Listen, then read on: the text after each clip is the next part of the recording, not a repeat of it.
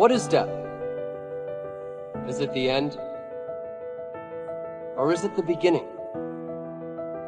And what is life? What is this thing we call life? Indiscriminate. Only when your attention and involvement is indiscriminate does the universe open up to you. Because life is happening because of its openness. This is the fundamental difference between death and life is, people are thinking it's just breath, all right, on one level. That is also openness. Whether you allow this to happen or you don't allow it to happen. Whether you did it consciously or unconsciously, but it's happening, isn't it? Openness is on every subatomic particle, it's in communication with everything. That's why this is going on. Breath is happening, so much is happening in connection with everything. It is only in openness you're alive. As you close doors, you're dying in installments. For now, what you want to focus on is you're hopelessly average. Amazing.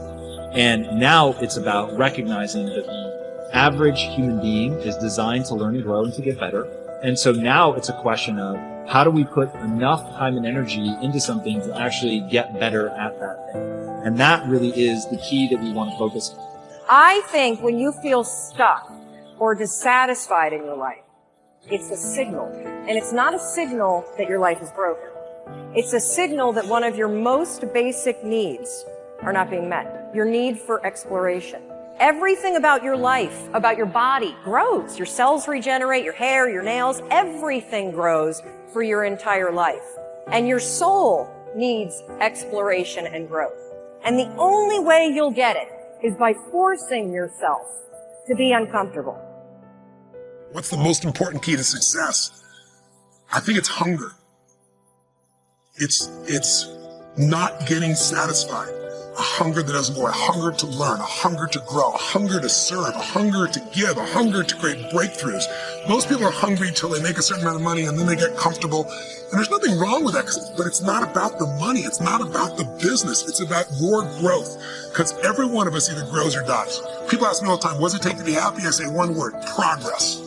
Progress equals happiness, because achieving a goal feels good for how long? A week, a month, 3 months, and then there needs to be something else. And the reason to something else is because you gotta grow. The only thing that I think people should fear is standing still. So I've often said that running 1,000 miles an hour in the wrong direction is better than standing still. Stop waiting for something to move you and move yourself. Every day, move yourself. In the morning, move yourself. In the afternoon, move yourself. At night, move yourself. Be very intentional and very deliberate about moving yourself. Pleasantness is the choice, isn't it? So why is it so much unpleasantness is happening in human experience? Because we never took charge of the inner dimension. We believe by fixing the outside, everything is going to be okay. In the last 100, 150 years, with the advent of science and modern technology, we have fixed too many things on the outside. If you fix any more, there won't be a planet left. Yes, definitely this has brought much convenience and comfort to our lives. In every way, we are the most comfortable generation ever. You agree with me? I know you have series of complaints about how things are not okay, but we are the most comfortable generation ever before on this planet, isn't it so? But we cannot say we are the most joyful generation on the planet, we are the most loving generation on the planet, we are the most blissed out generation on the planet, definitely not. We are complaining like crazy about everything, like never before. This is because we fixed the outside. Comfort and convenience has happened, well-being has not happened. If your interiority was handled by you consciously, you would definitely keep this in a blissful state. So is bliss the goal of life? No. Bliss is a necessary condition for life to flower to its full potential, otherwise it will remain constrained. How to address the larger issues of my life? There are no large issues in your life. What is the large issue that you're talking about? It is just about what job to take, which girl to marry, That covers it. where to go for vacation, whether to get married or not get married, These are the things, isn't it? These are not large issues, these are little things in your life.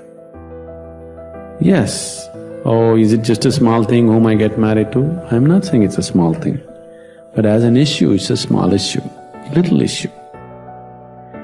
As a consequence to your life, yes, it has many things.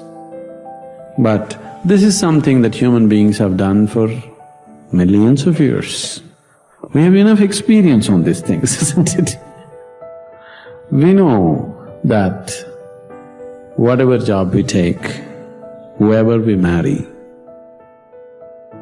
it is just the way we make out of it. Every experience of life, you can make it an enriching experience. Every experience in your life, you can make a curse out of it. See, there is nothing wrong in your job, whatever job you're doing. There's nothing wrong getting this job, there's nothing wrong in losing this job.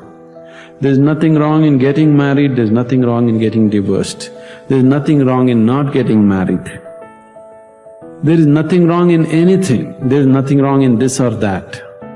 But it is just that you make misery out of it, that's wrong. If you do this, you make misery out of it. If you do that, you make misery out of it. That's what is wrong with you. So you got married, is it wrong? That's not the point. There's nothing wrong with it. You did not get married, is it wrong? No, there's nothing wrong with it, that's wonderful too. You got divorced, is it wrong? No, that's also wonderful. It is just that you make misery out of everything, that's what is wrong. You just address that one issue, everything will be settled. The ego, of course, looks for liberation from its unsatisfactory state. The ego knows it knows something is missing, but it always looks in the wrong place. As we've already said, it looks there but never here. So it never goes deep into life, into what is. It ignores the simple reality of the present moment and looks towards the next moment for satisfaction, for that which I can add that will make me complete. Hence its obsession with future, with the next moment.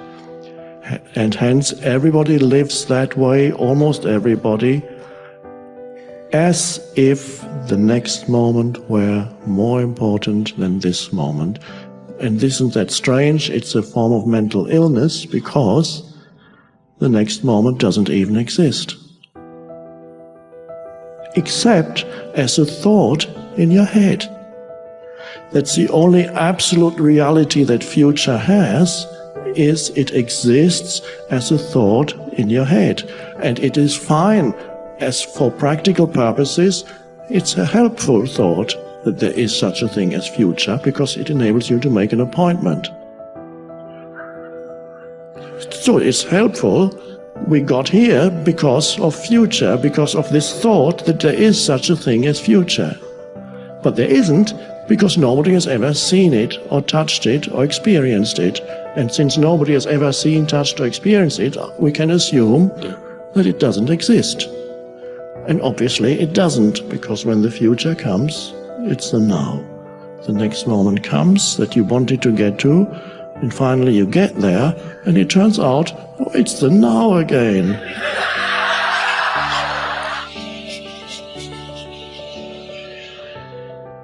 And the ego runs away from it, not realizing that what it has been looking for is hiding here.